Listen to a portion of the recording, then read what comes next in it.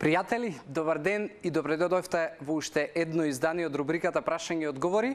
Моето име е Јосиф Дамјанов и сите прашања кои што сакате да ги одговараме овде може да ги поставувате на социјалните мрежи користејќи го можеби хаштагот #AskJosif, може да ги поставувате користејќи ги моите приватни пораки и инбокс профилите на Facebook и на Instagram. Исто така може да го користите и да ги користите телефоните на телевизија Телма во која што може да ги поставувате прашањата и доколку во моментот не успееме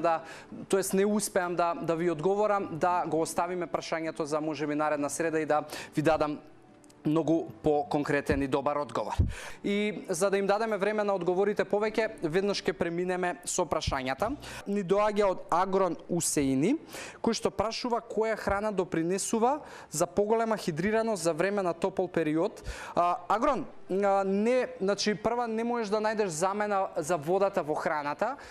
Можеби храната која што, да речеме, над 90%